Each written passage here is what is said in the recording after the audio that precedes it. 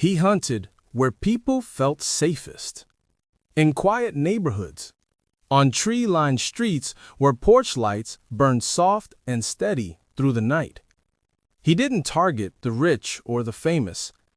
He came for ordinary families, teachers, nurses, students, couples asleep in their homes. And he came without warning. Between 1974 and 1986, a shadow stalked the heart of California's suburbs. He broke into homes in the middle of the night. He tied up husbands. He raped wives. And when he grew tired of the screams, he killed. For decades, he was a ghost, known only by names that tried to define his darkness. The Visalia ransacker, the East Area rapist, the original Night Stalker. And then, years later, when the full scope of his terror finally came to light, he became known as one of the most infamous predators in American history. This is the story of the Golden State Killer, a man who vanished for more than 40 years, a man who watched as his crimes turned to myth, while the people who survived him never stopped looking for his face. To understand the Golden State Killer, we have to go back to California in the 1970s, when life in the suburbs felt like a promise. The state was booming. Neighborhoods were spreading outward from Sacramento to Irvine, San Jose to Santa Barbara. Families were buying their first homes. Kids played in the streets until dusk. Doors were left unlocked, windows open to the warm valley air. But under that California sunlight, something darker was growing. All units be advised. Possible 459, residential, near College Avenue. Suspect unknown. In Visalia, a small town tucked in California's Central Valley, the break-ins started quietly. A missing coin jar, a rifled dresser. Then something stranger. Personal items stolen and returned days later. Photos rearranged. Underwear laid out on the bed. By the end of 1974, there had been more than 80 break-ins. The newspapers called the suspect the Visalia ransacker. He seemed to know his victims, their habits, their schedules, their weaknesses. He would enter a home and sometimes stay for hours, eating food from the fridge, drinking beer, watching the residents sleep. He was studying them, practicing, perfecting the feeling of control.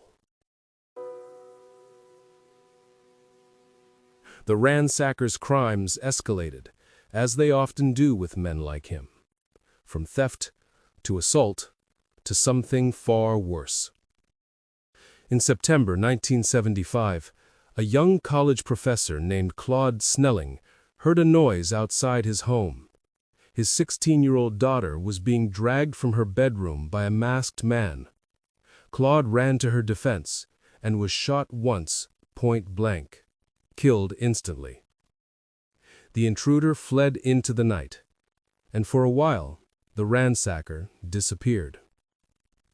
A year later, 200 miles north, a new predator emerged in the suburbs of Sacramento.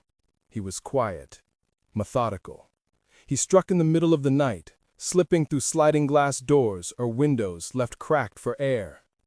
The first victims didn't die. They were women, attacked in their own beds, threatened with knives, gagged, tied. Police gave him a new name, the East Area Rapist. He hit once, then again, then again. By 1977, he had attacked more than 30 women. Each case followed a pattern. He would prowl for days before striking, watching houses, memorizing routines. Sometimes he'd make prank calls to the homes beforehand. A whisper on the other end of the line, just breathing, or words that chilled the spine. I'm going to kill you. The East Area Rapist wasn't driven by passion. He was driven by control. He bound his victims with shoelaces or ligatures cut from towels. He made them lie face down. He stacked dishes on the husband's back and warned that if a single plate rattled, he'd kill them both. He would spend hours inside those homes, taunting, eating their food, talking to himself, whispering words that made no sense to anyone but him. Detectives started to realize this was no ordinary criminal. He wasn't impulsive. He wasn't sloppy. He planned every move with precision. Each scene was wiped down, each entry point carefully chosen. He wore gloves. He wore a mask, and he left nothing behind but terror. Detectives started to realize this was no ordinary criminal. He wasn't impulsive. He wasn't sloppy. He planned every move with precision. Each scene was wiped down, each entry point carefully chosen. He wore gloves. He wore a mask, and he left nothing behind but terror. In the late 1970s, Sacramento lived in fear. Gun sales spiked. Neighborhood watches formed. Dogs were chained to backyards across the suburbs. Still, he kept coming. Sometimes twice in the same week. Different neighborhoods, different victims. And then, as suddenly as he appeared, he was gone. Hundreds of miles to the south, in 1979, the killings began again. But this time, the crimes had evolved. Homes were invaded. Couples were found murdered in their beds. The methods, the bindings, the knots, the fear, they were the same. But now there was something new, a rage that had turned lethal. It took years before investigators realized the truth, that the East Area Rapist and the so-called original Night Stalker of Southern California were the same man. For more than a decade, he haunted California's coastlines, valleys, and cul-de-sacs. More than 50 rapes, 13 confirmed murders, and hundreds of burglaries. Then, just as the state's terror reached its peak, he vanished. The Golden State Killer disappeared into normal life, as if he had never existed at all. But he had left something behind, something invisible, silent, waiting for the world to catch up to it. 40 years later, that trace, no bigger than a drop of blood, would finally lead to the man who once prowled California's nights. A man hiding in plain sight. He hunted where people felt safest. In quiet neighborhoods, on tree-lined streets where porch lights burned soft and steady through the night. He didn't target the rich or the famous. He came for ordinary families, teachers, nurses, students, couples asleep in their homes. And he came without warning.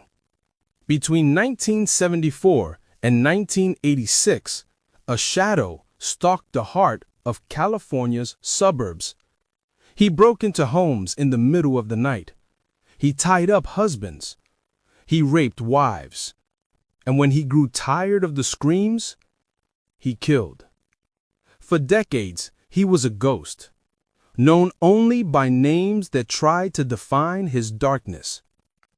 The Visalia Ransacker, the East Area Rapist, the original Night Stalker.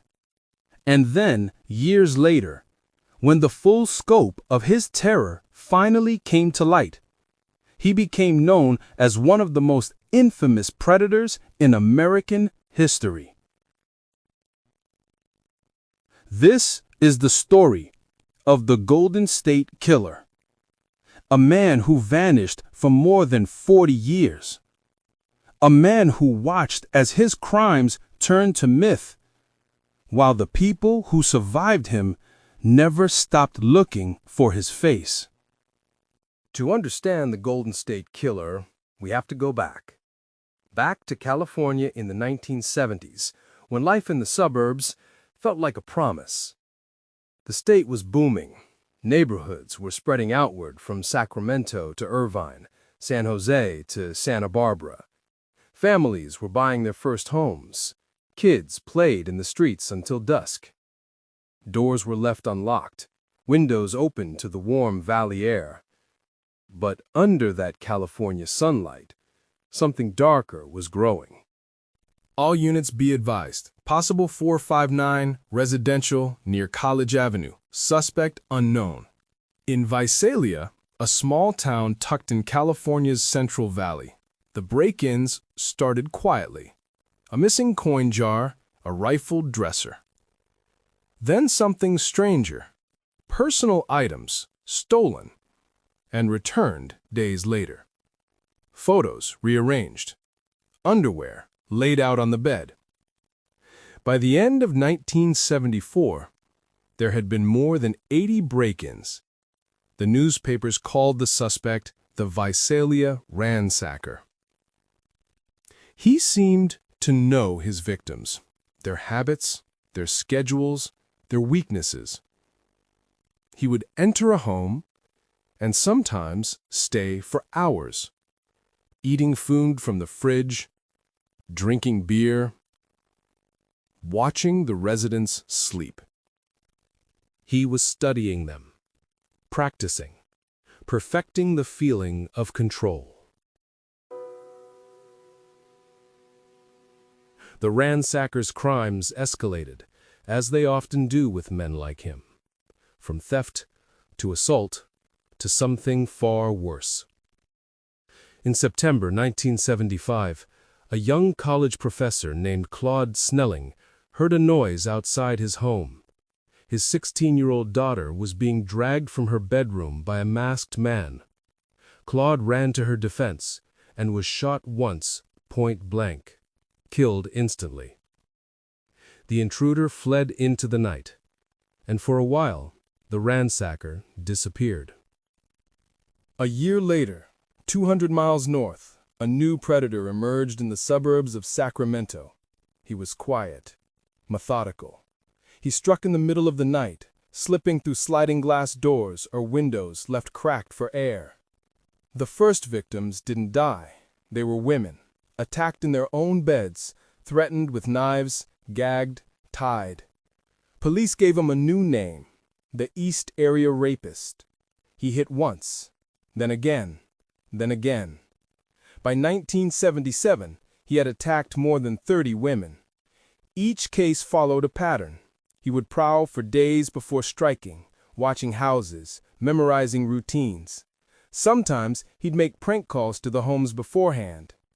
A whisper on the other end of the line, just breathing, or words that chilled the spine. "I'm going to kill you." The East Area Rapist wasn't driven by passion. He was driven by control. He bound his victims with shoelaces or ligatures cut from towels. He made them lie face down. He stacked dishes on the husband's back and warned that if a single plate rattled, he'd kill them both. He would spend hours inside those homes, taunting, eating their food, talking to himself, whispering words that made no sense to anyone but him. Detectives started to realize this was no ordinary criminal. He wasn't impulsive. He wasn't sloppy. He planned every move with precision. Each scene was wiped down, each entry point carefully chosen. He wore gloves. He wore a mask, and he left nothing behind but terror. Detectives started to realize this was no ordinary criminal. He wasn't impulsive. He wasn't sloppy. He planned every move with precision. Each scene was wiped down, each entry point carefully chosen. He wore gloves. He wore a mask, and he left nothing behind but terror. In the late 1970s, Sacramento lived in fear. Gun sales spiked. Neighborhood watches formed. Dogs were chained to backyards across the suburbs. Still, He kept coming, sometimes twice in the same week, different neighborhoods, different victims. And then, as suddenly as he appeared, he was gone. Hundreds of miles to the south, in 1979, the killings began again. But this time, the crimes had evolved. Homes were invaded. Couples were found murdered in their beds. The methods, the bindings, the knots, the fear, they were the same. But now there was something new, a rage that had turned lethal. It took years before investigators realized the truth, that the East Area rapist and the so-called original Night Stalker of Southern California were the same man. For more than a decade, he haunted California's coastlines, valleys, and cul-de-sacs.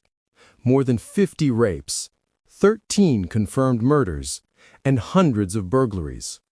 Then, just as the state's terror reached its peak, he vanished. The Golden State Killer disappeared into normal life, as if he had never existed at all.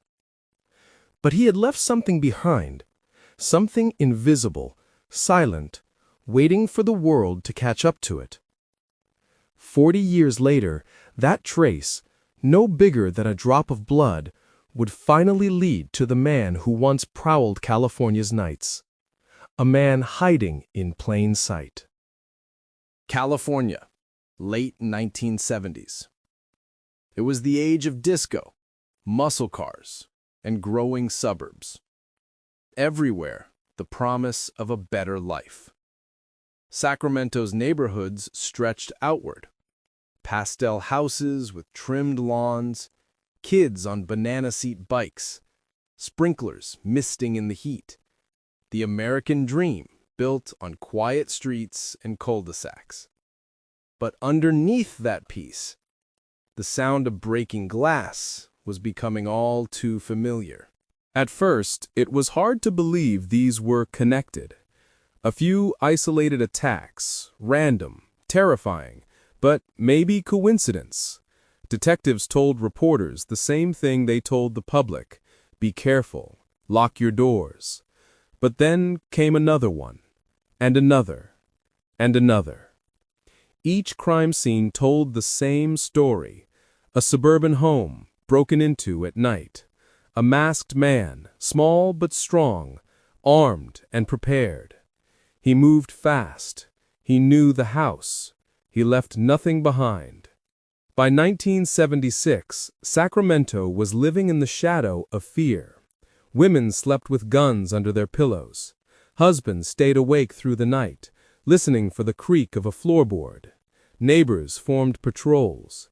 People bought dogs, alarm systems, floodlights. But none of it stopped him. The East Area rapist was always one step ahead.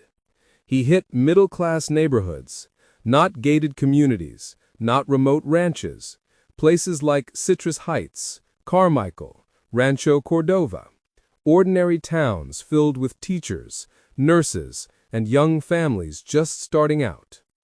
He often called before the attacks, breathing into the receiver, sometimes speaking, sometimes laughing, just enough to let you know he'd chosen you. He studied his victims, watched them for days, sometimes weeks. He knew when husbands left for business trips. He knew which windows stayed unlocked. And he always knew when they were asleep. The first composite sketches showed a lean, athletic man, around 5'9", with light hair and an angular face. But witnesses could never agree. He wore a ski mask. He moved like a shadow. And when people described him, what they remembered most wasn't his face, but his voice. Soft, high-pitched, almost boyish. Sometimes, after an assault, he'd cry, sobbing, muttering to himself like a child. He'd call out for mommy. He'd whisper apologies. He'd beg for forgiveness, and then vanish into the night. Detectives couldn't make sense of it. Was he a soldier, a cop, a drifter, or someone living right among them? In truth, he was all of those things, and none of them. At the time, no one could have imagined that the man behind the mask had once worn a badge himself. Across California, news spread like wildfire. Local television stations carried nightly updates. Anchors with grave voices reading off addresses, warning women to stay alert. The fear was contagious, and the killer, he seemed to feed on it. And tonight, authorities confirm the latest in a series of late-night home invasions. The suspect remains at large. He was always watching. Police knew he sometimes attended community meetings about his own crimes, sitting quietly among residents as they vented their fear and frustration. One officer later said, "He could have been sitting right next to us." In one infamous incident, a man at a neighborhood meeting stood up and declared, "I'd like to see him try that in my house. I'd blow his head off." Weeks later, that same man and his wife were attacked. By now, detectives had noticed a chilling precision. He often struck near creeks or open fields, escape routes that allowed him to vanish on foot. He used homes that backed up to parks or trails. He cut phone lines before entering, and he often left behind evidence of a premeditated, almost military discipline. It was as if the East Area Rapist was studying police response times, testing them, taunting them. Then, the attacks began to change. The violence intensified. His confidence grew. He started targeting couples instead of women alone. He would enter while they slept. He'd wake them with a flashlight beam in their eyes and a whisper, "Don't move, or you'll die." The longer the case went on, the more bold he became. He would tie the husband, bind him tightly, then move to the wife. He'd place a stack of plates on the man's back and say, "If I hear one dish rattle, she dies." Hours would pass. He'd pace the house, rummaging through drawers, eating from the fridge, muttering. Sometimes he'd leave, only to return minutes later, as if to remind them that escape was impossible. For victims who survived, time became meaningless. Some said they stopped breathing entirely, terrified that even their heartbeat might betray them. And then, after hours of horror, he would simply walk away. By 1978, more than 40 attacks had been linked to the East Area Rapist. No arrests, no suspects, no fingerprints. California's capital had become a city under siege, and the man responsible, whoever he was, seemed to vanish between police jurisdictions. Each county had its own investigators, its own evidence, its own rules. There was no central system, no shared DNA, no unified database. It was a killer's perfect cover. Then, something shifted. The attacks moved south, toward the coast, toward Santa Barbara, Ventura, Orange County. The signature was the same, the bindings, the control, the cruelty. But now, the ending was different. Victims were found dead. Couples bludgeoned, shot, or strangled in their own homes. This was no longer the East Area Rapist. This was something else. A new name appeared in headlines. The original Night Stalker. California had given him many names over the years, but it would take decades before the world understood they all belonged to one man. The Golden State was drowning in fear, and its most prolific predator had learned how to disappear. By the late 1970s, California law enforcement was chasing a ghost, a man who seemed to exist only in shadows and whispered nightmares. He had a pattern, one detectives could feel but not prove, a sequence so deliberate, so precise, that it could only belong to one mind. The Salia, 1974. Sacramento, 1976. Santa Barbara, 1979. Ventura, 1980. Orange County, 1981. Each name, each year, a new horror. Different towns, different victims, same method. Investigators didn't know it yet, but they were all chasing the same man, the same face hidden behind a ski mask. A man who evolved like a virus, adapting to every mistake, learning from every crime. In Visalia, he had been clumsy. He left footprints, scattered evidence. He ransacked for trophies, small tokens of control. He was learning what it felt like to invade. Then came Sacramento, the East Area rapist years. By then, he'd refined everything. He stalked with military discipline, anticipating police response, cutting off exits before entering homes. He used the landscape, drainage canals, bike trails, creeks, to vanish within seconds. Each time he was more efficient, more confident, more ruthless. Detectives from different counties began noticing eerie similarities. The knots were identical, the ligatures matched, the threats, the taunts, even the phrases he used. One phrase turned up again and again in survivor statements: "I'll kill you if you move." Always whispered, never shouted, and always with the same flat, chilling calm. They called him the East Area Rapist because they couldn't imagine what came next. But in truth, the crimes were already changing. He was getting bolder, angrier, frustrated with survival. And then, as suddenly as he had appeared, he was gone. Hundreds of miles away, in Goleta, a coastal town near Santa Barbara, the cycle began again. A young couple was found bludgeoned to death in their bedroom. The crime scene was eerily familiar. Bindings, cut phone lines, missing valuables. But this time, something else caught investigators' attention. The precision, the timing, the exact same kind of knots tied from household cords. And then the realization began to dawn. What if this wasn't a copycat? What if this was the same man moving south?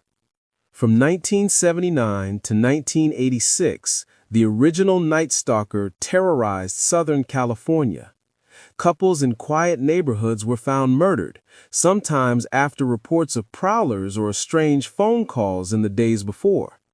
Every case felt like an echo of Sacramento's nightmares. Detectives began comparing notes. The same psychological warfare, the same taunting control, the same ritual. He always seemed to enter through sliding glass doors. He always struck late at night, between midnight and 4 a.m., and he always vanished before sunrise. But this version of him, this Southern California killer, was no longer content with fear. He wanted finality. He wanted silence. Each murder was fast, efficient, rage without hesitation.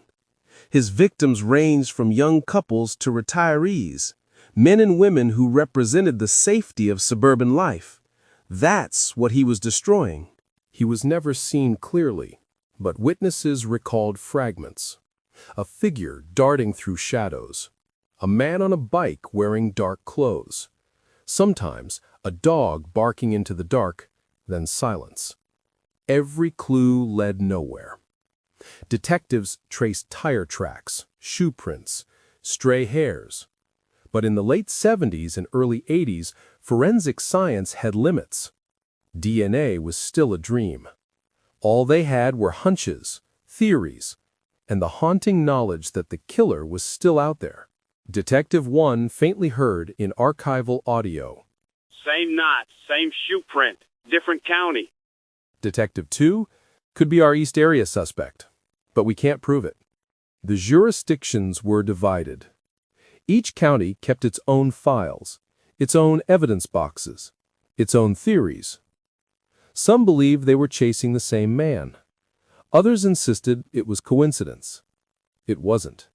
Years later, those same boxes, hundreds of them, would be opened again. Inside, forgotten Polaroids, sketches, and cigarette butts would reveal the hidden truth. The Visalia ransacker, the East Area rapist, the original Night Stalker were all one man. But in the 1980s, that connection was invisible. California's police forces didn't yet have the tools to see what linked them. And so, case by case, his trail went cold. The killings stopped after 1986. No one knew why. Did he die? Did he move? Did he finally decide his reign was enough? The Golden State Killer vanished into the same world he once terrorized. And as the decades passed, his legend only grew. New detectives came and went. Entire task forces were born and disbanded. Every so often, a phone would ring. A new tip, a new theory, a new dead end. His crimes had become part of California's DNA. The story parents told their kids about why they lock their doors at night. And still, no name, no face. Only the question, how could someone commit so much horror and simply disappear? It would take science to resurrect his shadow. Technology, not yet imagined in the 1970s, would one day expose the truth buried in those old envelopes of evidence. But that revelation was still decades away. For now, the Golden State Killer was gone, and California was left holding its breath. In the summer of 1981, inside the Sacramento Sheriff's Office, a map of California covered one wall. Colored pins marked every known attack. Each red dot, a home violated, a family destroyed, a question left unanswered. Detectives stared at that map for hours, searching for a pattern that didn't exist. Every time they thought they were closing in, the trail went cold. By the early 1980s, the East Area rapist had disappeared from Sacramento, but the original Night Stalker was just beginning his work in Southern California. The problem was the two jurisdictions didn't talk to each other. Different counties, different command structures, different egos. Each believed their case was unique, a local tragedy, not a piece of something larger. In an era before the internet, before national databases, information traveled by mail. File cabinets sat in filing cabinets. Evidence was boxed, labeled, and forgotten in storage rooms. Fingerprints were compared by hand, by sight, not by code. And DNA? That was still science fiction. All detectives could do was wait and hope he'd make a mistake. Weeks became months. Months turned into years. And then, silence. No new attacks, no new victims, just echoes of terror that lingered in the neighborhoods he left behind. For a while, people began to believe he died or moved away. California exhaled. The night felt safer again. But for the detectives who had chased him, the case never stopped breathing. In Visalia, one retired investigator kept an old notebook on his desk, filled with sketches of the ransacker's tracks, notes on his patterns, his likely routes. In Sacramento, another kept a folder labeled EAR, East Area Rapist, long after it had been closed. And in Ventura, the murder files of the original Night Stalker gathered dust in evidence lockers. Each believed the same thing. This man wasn't finished. He was just waiting.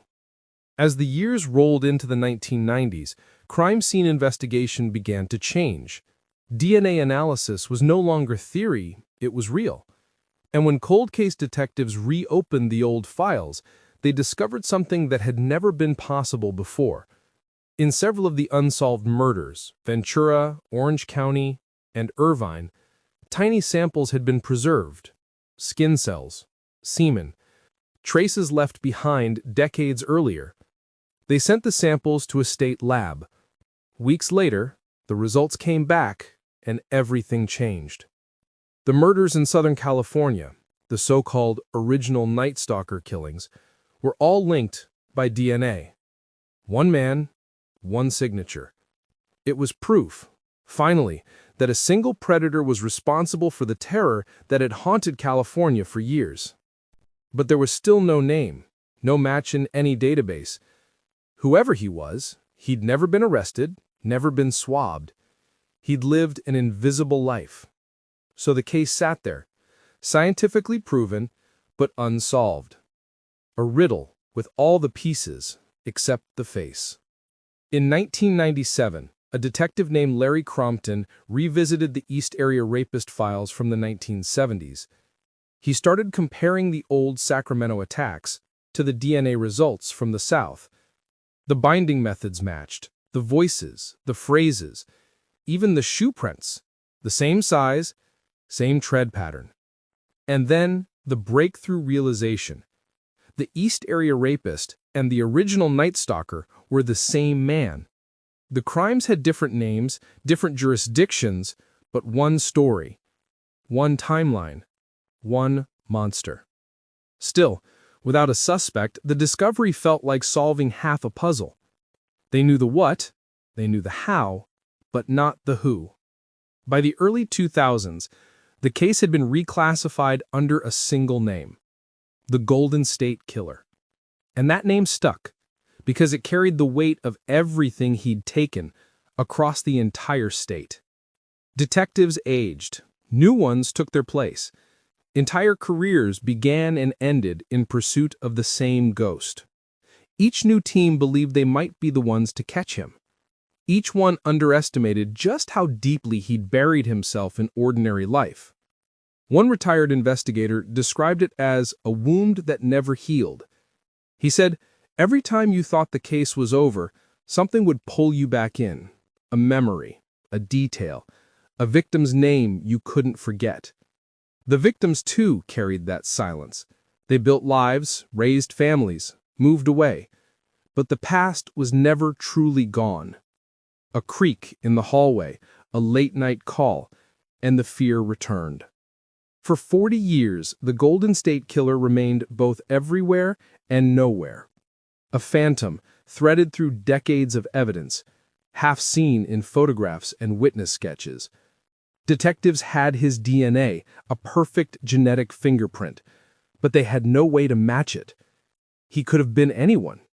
A neighbor, a coworker, a man walking his dog in the same neighborhoods he once stalked. The technology existed, the answer existed. They just hadn't found the bridge between them. Not yet. And so, through the 80s, the 90s, and the 2000s, California waited. Its evidence sealed in boxes, its nightmares preserved in plastic bags and memory. Until one day, a detective logged onto a genealogy website, and the past came roaring back to life. 40 years after the first attack, the Golden State Killer had become a myth, a name whispered on late-night true crime shows, a boogeyman from another century. For most people, he was gone. But for a handful of detectives, he was still out there. In 2011, a new generation of cold case investigators took over the files. They weren't haunted by old rivalries or jurisdictional pride. They had something the original detectives never did: time, technology, and DNA. The problem was simple. The killer's DNA profile was sitting in a database, but no one in the system matched it. He'd never been arrested. He'd never been swabbed. They were holding the killer's genetic fingerprint, but it didn't belong to anyone in the world they could see. And then a small idea, one born not in a lab, but in the mind of a detective named Paul Holes. Holes had been chasing the case for years, building upon the work of those who came before him. He understood what others had missed. DNA wasn't just a fingerprint. It was a family tree. In the mid-2010s, genealogy websites had become a phenomenon. Millions of people were mailing away saliva kits, curious to learn about their ancestors, not realizing they were also building something else. the largest voluntary DNA map in human history.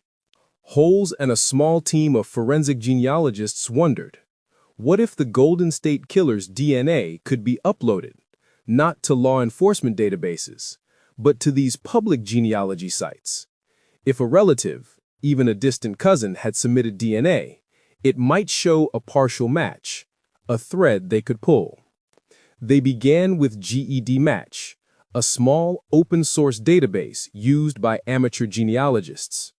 Using the DNA recovered from the 1980 murder scenes, they created a digital profile of the killer. Then, quietly, carefully, they uploaded it. Days passed. Then a result. A match appeared. Not a suspect, but a relative, a distant cousin, somewhere out there, unknowingly carrying the same genetic threads. It wasn't a name, but it was a start. For months, the genealogists built family trees, working backward, connecting generations, cross-referencing census records, marriage certificates, obituaries. It was like assembling a puzzle that spanned a century. And at the center of that web, they began to see something forming. A cluster of families with ties to California's Central Valley, to places like Visalia, Sacramento, and Auburn. The detectives began to focus on a few surviving male descendants, men who fit the profile. White, mid-70s, lived in California during the 1970s and 1980s. And one detail stood out. One man who had once been a police officer. His name was Joseph James D'Angelo, a former cop, a veteran, a man who lived quietly for decades in a Sacramento suburb, just a few miles from some of the earliest attacks. Married, 3 daughters, grandfather, retired. The perfect picture of an ordinary man. In April 2018, investigators placed D'Angelo on surveillance. They followed him to grocery stores, to hardware shops, to his driveway. He was meticulous, cautious. He rarely spoke to neighbors. He kept to himself. But then the chance came. He tossed a tissue into a garbage can outside a store. Detectives collected it, sealed it, and rushed it to the lab. The wait was agonizing. Decades of work balanced on a single test. And when the results came in, the world shifted. The DNA was a match.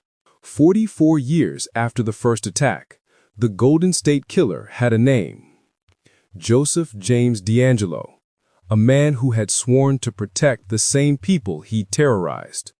A former police officer who had once patrolled the streets of Exeter and Auburn, not far from where the Visalia ransacker had begun. He had lived his entire adult life in plain sight. While detectives grew old chasing him, he'd mowed his lawn, shopped for groceries, and waved politely to neighbors who never knew his secret. When the arrest warrant was signed in April 2018, a team of plainclothes officers surrounded his home in Citrus Heights, California. They waited quietly, watching the front door. He walked outside, wearing jeans and a t-shirt. They called his name. He didn't run. He didn't argue. He simply said nothing. Inside his house, investigators found weapons, boxes of evidence, and what they described as an obsession with order. They'd caught the ghost. When the news broke, California's silence shattered. Survivors cried. Detectives who'd spent their lives on the case sat in disbelief. Some had retired. Others had died waiting for this moment. One veteran officer said simply, "We thought he'd die before we ever knew his name." After decades of darkness, a handful of scientists, genealogists, and detectives had done what no one else could. They brought the past into the light. And yet, even as justice loomed, one question lingered. How could a man live a normal life after such horror? The answer would come next, in the suburban home of a grandfather named Joseph D'Angelo. April 24, 2018, Citrus Heights, California. A quiet street like thousands of others, manicured lawns, cul-de-sacs, and the hum of sprinklers at sunrise. On that morning, detectives waited in unmarked cars. They had spent weeks watching one house. Inside lived a 72-year-old man, retired, unassuming, the kind of neighbor who never drew attention. At 8:30 a.m., he stepped out of his home and walked toward his car. The officers moved fast. Within seconds, the man who had haunted California for decades was surrounded. He froze. He didn't fight. He didn't ask why. He simply said, in a low, even voice, "I have a roast in the oven." Joseph James D'Angelo, the Visalia ransacker, the East Area rapist, the original Night Stalker, the Golden State Killer. All the names, all the crimes, now pointed to one man. When news of the arrest broke, California seemed to stop. Headlines lit up across the country. Golden State Killer suspect in custody. Former police officer arrested in cold case murders. Survivors who had waited decades for a name watched their televisions in disbelief. Some wept. Others stared silently, because the monster they'd imagined in their nightmares wasn't a stranger anymore. He was a neighbor. Authorities confirmed the suspect is a 72-year-old former police officer. Detectives and reporters swarmed the small beige house on Canyon Oaks Drive. Inside, they found a life of routines, tools neatly arranged in the garage, a lawnmower perfectly clean, and a refrigerator filled with Diet Coke and leftovers. It was an image of normalcy. But under that order, there was a kind of obsession. They found evidence of weapons, notes, a meticulous man who had lived by ritual. In custody, D'Angelo was quiet. He refused to speak for days. When detectives finally tried to question him, he mumbled to himself, talking about a voice named Jerry that made him do bad things. But no one believed it. The voice wasn't real. The control had always been his. As they dug into his past, a portrait began to form. A man who once wore a badge, who had studied criminology, who knew exactly how police thought. He'd served in the Navy. He'd been a police officer in Exeter and Auburn, two cities forever tied to the early attacks. He was fired in 1979 after being caught shoplifting dog repellent and a hammer. Shortly after that, the East Area rapist vanished. For years, D'Angelo had blended into the fabric of suburban California. He married, had children, worked in a warehouse, rode his motorcycle, lived quietly among the very families he once terrorized. His neighbors described him as temperamental, sometimes angry. One remembered him shouting at his family in the driveway. Another said he seemed normal, the kind of man who'd wave but never stop to talk. When the world learned who he was, the shock was collective. He wasn't the faceless specter the victims had imagined. He wasn't a drifter or a recluse. He was ordinary, unremarkable. And that was the most terrifying part. In press conferences, investigators stood beside aging survivors, men and women who had spent half their lives searching for justice. They called it closure. But closure doesn't come easily after 40 years of fear. In that moment, California saw the collision of two eras, the old world of analog police work and the new world of digital forensics. Decades of handwritten notes, sleepless detectives, and unanswered prayers had been solved by a single swab of DNA. In weeks to follow, D'Angelo was charged with 13 counts of murder and numerous kidnappings and rapes. As investigators built the case, the evidence told a story even he couldn't deny. It wasn't one crime spree. It was a lifetime of terror. In court, he appeared frail, a small man in an orange jumpsuit, sitting silently in a wheelchair. He didn't look like the monster who had once broken into homes with a knife and a flashlight, but to those who survived him, the voice was unmistakable, the calm, deliberate tone, the same presence that had haunted their dreams. Reporters described him as emotionless. Detectives said he stared straight ahead, never looking at the people he'd hurt. For survivors, seeing him alive brought both pain and power. After 40 years, they were the ones staring back. In silence behind bars, one question lingered through every police station, every living room, and every courtroom in California. How many lives had he stolen? Not just those he killed, but those he left to live with the echo of his footsteps. In July 2020, Joseph James DeAngelo pleaded guilty to all charges. He avoided the death penalty, but he would never walk free again. At his sentencing, he stood slowly, leaning on a cane, and whispered to the court, "I've listened to all your statements. Each one of them. I am truly sorry." But his words carried no weight, because the silence that followed, the silence of those who had survived him, was louder than anything he could ever say. Joseph DeAngelo would spend the rest of his life in prison, a small cell, no flashlight, no keys, no control.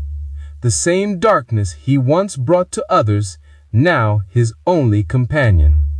He spent decades as a shadow, a whisper on phone lines, a nightmare that stretched across generations.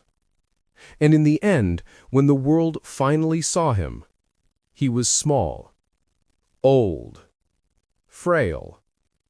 The Golden State Killer had once ruled the darkness. Now, he lived in silence. When Joseph DeAngelo was sentenced in 2020, dozens of survivors came to speak. Some had waited more than 40 years for this moment.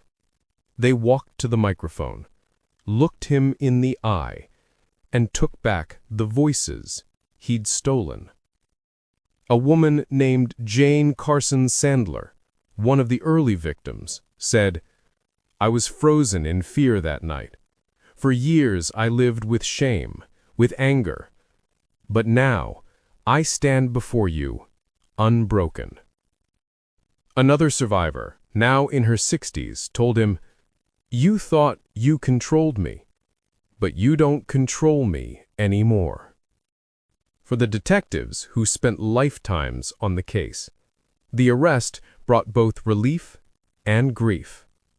Relief that the monster had a name. Grief that so many who'd fought for justice never lived to see it.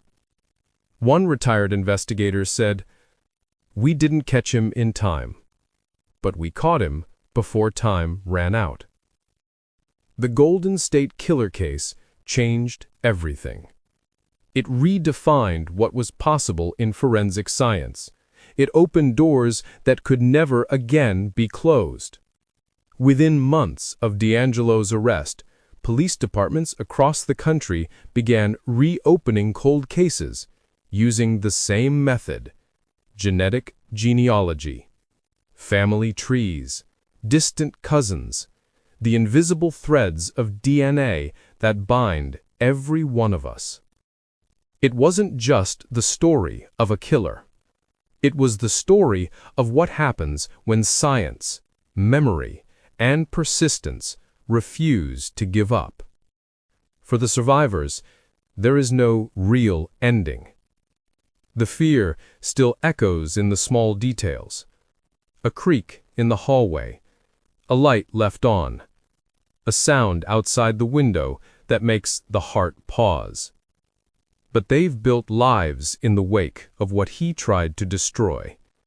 Families, careers, laughter, hope. For decades, California lived under his shadow.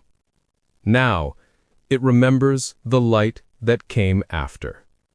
Police reform, cold case units, DNA testing that gives names back to the voiceless.